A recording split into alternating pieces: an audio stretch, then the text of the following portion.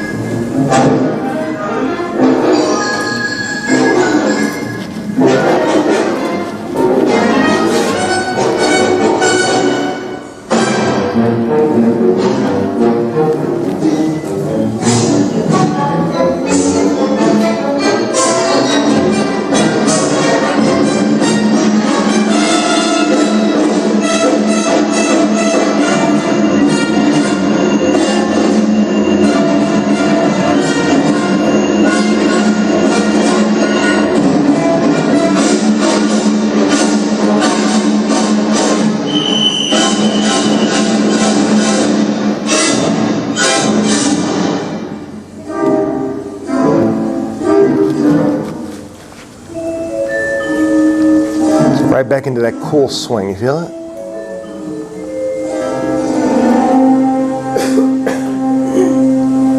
Good. Now, what Bernstein is doing, different than what Duke Ellington did with the big band playing the jazz and the orchestra playing the orchestral parts, Bernstein is forcing us to try to play this stuff. And it's very, very difficult for orchestra to play because it's achieving that groove, that feel. You hear? What is that in jazz terms? What would that be? what would we call that? In a big band setting, that would be called the shout chorus. You've ever heard that term? When the whole band is just playing the same thing. We're all grooving at the same thing. It's called the big shout chorus. And then there's individual solos and things going on, or a little quartet happening, anything. But then when the band's playing, it's the shout chorus. And this is a really square, but What's the word you use? shout. In the S-H-O-U-T. Because everybody's just shouting. And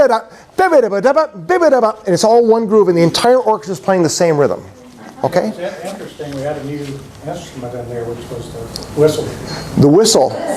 Because there was a foul of the play, is what happened. Somebody missed a note and he blew the whistle. No. And the cowbell, too. Did you hear the cowbell? Let me see if I can find this section I'm talking about for you. I think it's right here. Okay.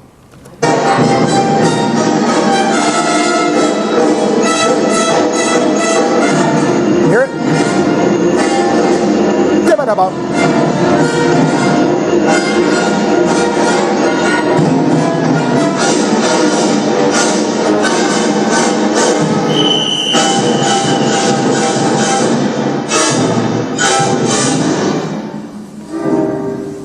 So the policeman blows the whistle, everybody scatters, and then look cool. I didn't do it, man. I didn't do it. And that's where he is. Now he's going to transition with one note.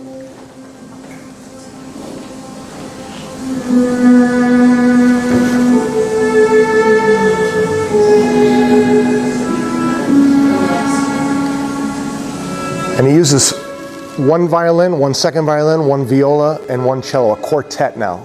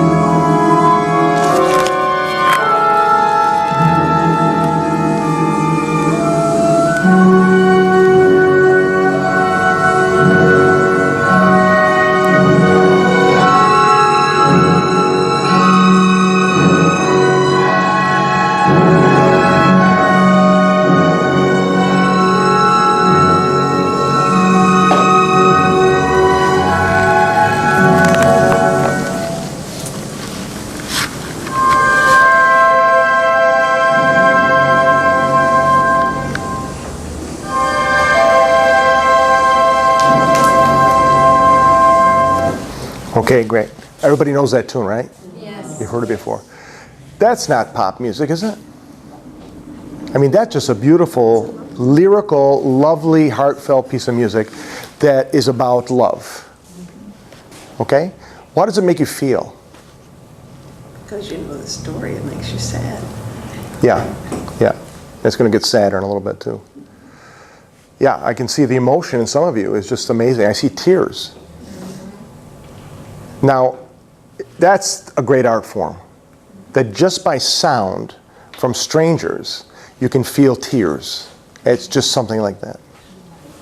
That's beautiful. This is when music is very important and very powerful. And this is what he does with it. It's very, very gorgeous. I wish I had wrote that thing. And this is going to be his transition now. He takes something very gentle and beautiful and does this.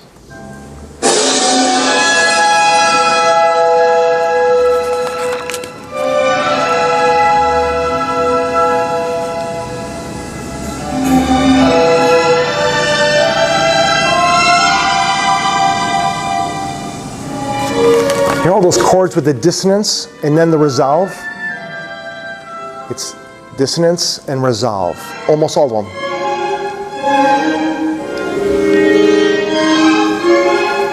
That's it. Okay, the dissonance and the resolve signifies what? In music, it's tension and release. But in life and in love, right? Tension and release. You see? It seems to make the love better when you have this. It's like in good cooking, you know, if sweet and sour makes it even sweeter, you know, but you need the sour. It can't all just be, oh, everything's going great, you know. I'm married, I know your pain, sister, I know. You know, it's like, you know, I think that's what life is about. There's good things that happen in life and there's bad things that happen in life. But it makes us appreciate the beautiful things throughout life. And this is what he's doing with the music. It's that tension, that bitterness, then the resolve. And this is what he's doing with music. And you feel that without even knowing that.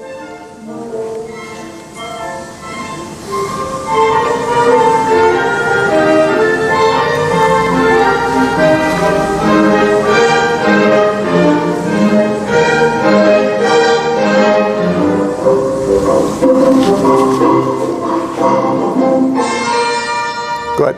And I hate to keep stopping, but what did he just put us in? Where are we now? Puerto Rico. Yes, exactly right. It's culture, it's the sound again. How did he learn this sound? How did he know what that music sounds like?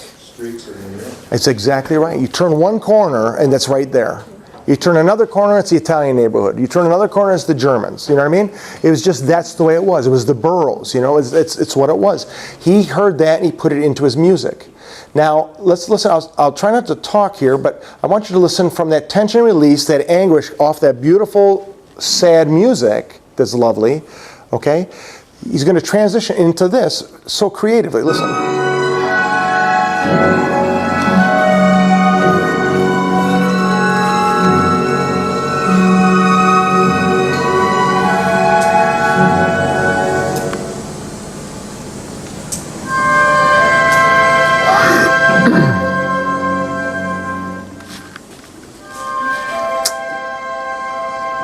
Oh, I know I promised, but I have to say something.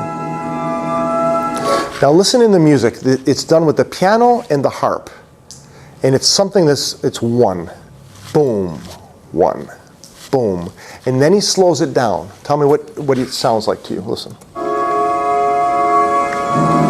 Hear it?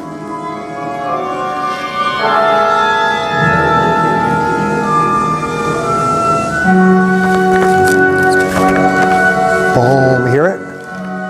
Boom.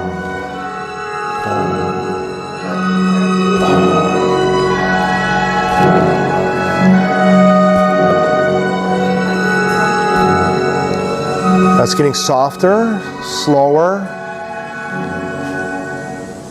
Now he slows it down. Here's a heartbeat. Boom. And now the final one. You see? Then tragedy.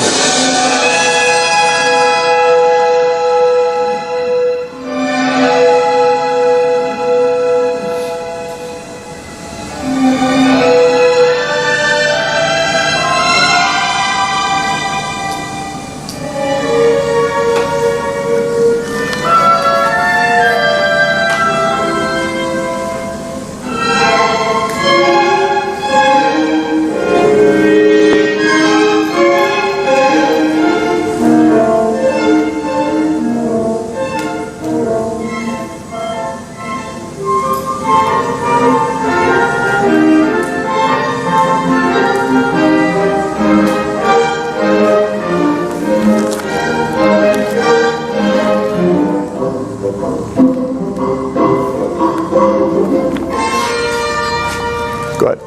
And he's cajoled us right into things are going to be okay. And he's written in the score the word scherzo. What does that mean? Don't say nothing. No, I know you know. Scherzo. It's a joke. Lighthearted. Not really funny, ha-ha, but it's a scherzo, you know? Okay? And there we are. And it's in odd meters. Each measure is a different meter, so you don't ever feel like you're comfortable. It's sort of...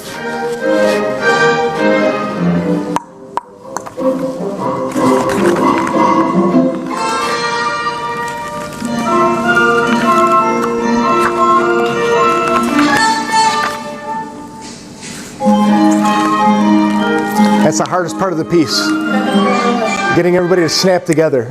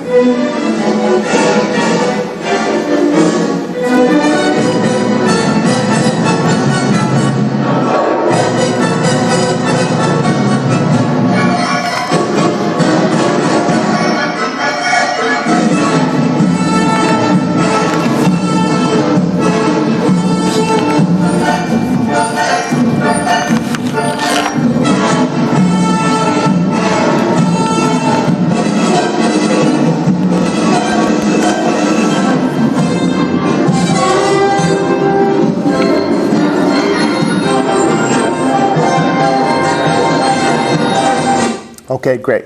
Do you hear the element of jazz in here again, like a big band? This is again what those shout choruses would have been like for Duke Ellington's band. The whole band would have been playing the same thing, and this is the same groove he's got here, only with a Latino mambo feel under the whole thing, kind of a samba thing happening, okay? And what just happened here? Can you tell me what just happened musically? Because he's repeating the material, but it sounds different to me. Listen.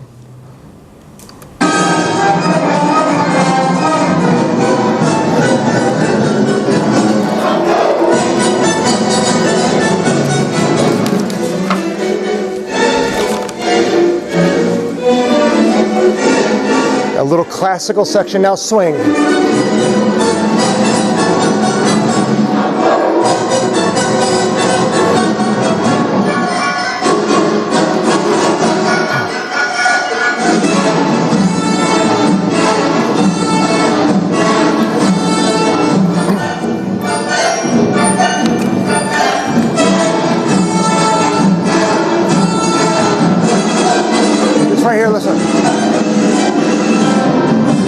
What is that? Do you feel that change right there? When it goes to the next level of energy? How does a composer do that? Because it's the same material. He's changed only one important thing. No, yes, that happened naturally. Volume's one way to get the effect. The instrument he uses? No. No, those are all good ways, things he should have or could have done. You heard it. Did you feel it went to another level of energy? Yeah. Okay, that's called a key change. And that's a really popular thing that even pop composers do, like Barry Manilow. Like, oh Mandy, da da da, oh Mandy, da da, oh Mandy. By the time he's off the bench, Mandy's way over here. But by increasing it by a half step or a whole step higher, it brings all the tension up a little bit better and gives us a different flair of color. And by playing it a little louder or a little different instruments would also enhance it, or an octave would also help that feeling of difference while it's still the same material. But the composer's doing that, it's called the key change, and that's when you feel he's bringing it to another height, and you don't know what it is, but that's what it is now, okay? So when the person next to you at the concert says, I don't know what happened there, say, it's a key change, get with it. All right, good.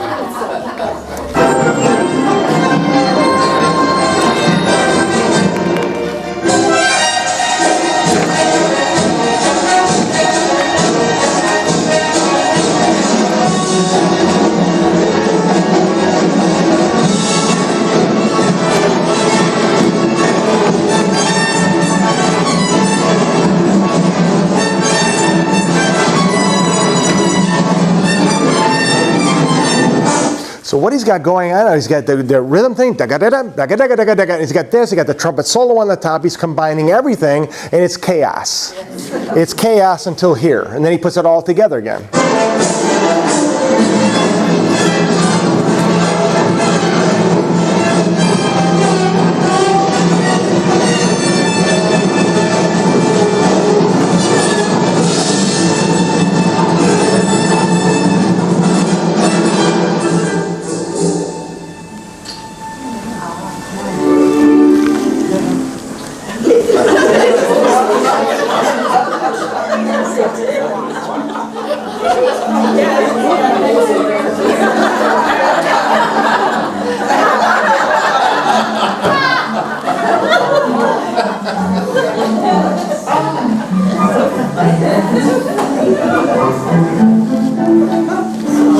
And now what feel is this? What musical style is this? Yeah, what kind of dance? Correct. No? No? Well, you would do ballet to it probably.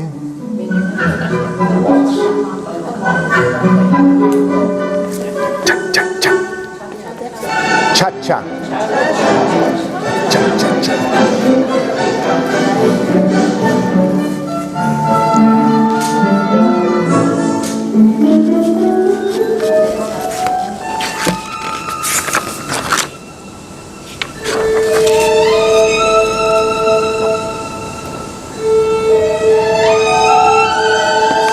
This is the meeting scene, he actually indicates when Tony finally meets her.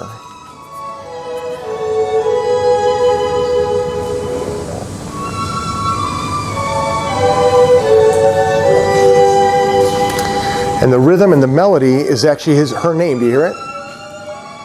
You hear Maria? Maria, Maria. It's always in the motive of the theme. Maria.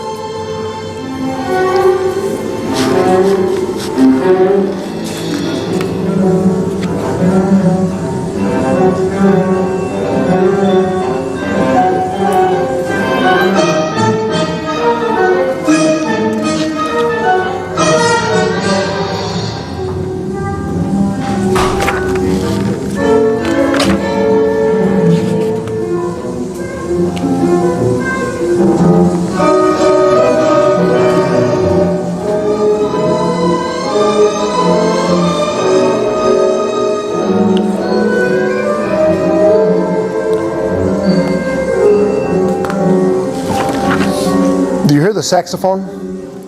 That's a color you don't hear often in an orchestra, a saxophone, but it adds that jazz element to it.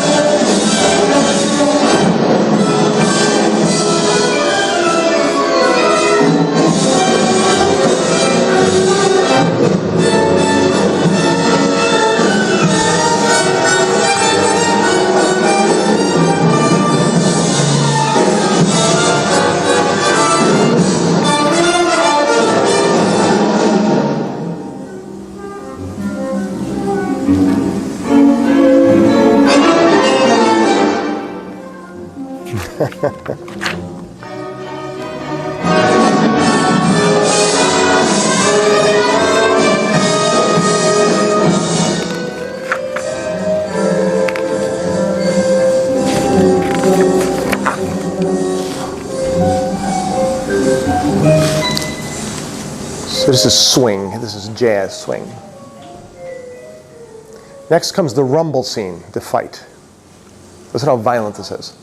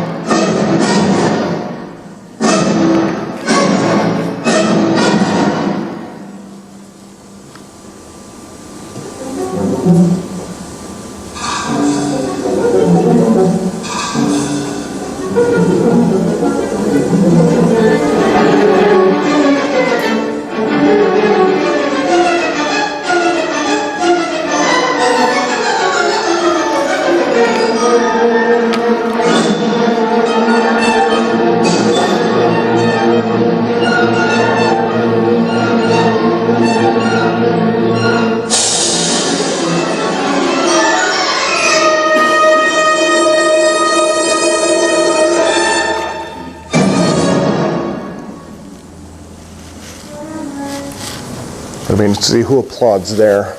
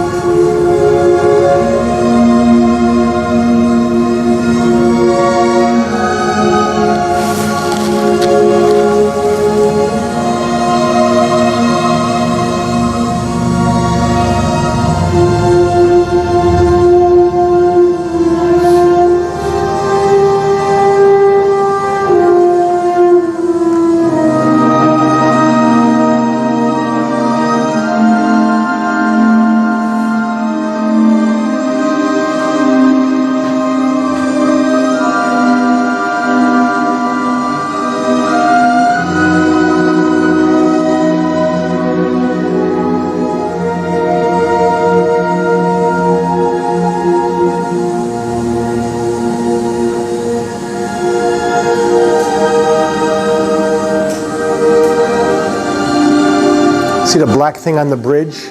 That's called a mute. It makes it more subdued sound, more ethereal sounding.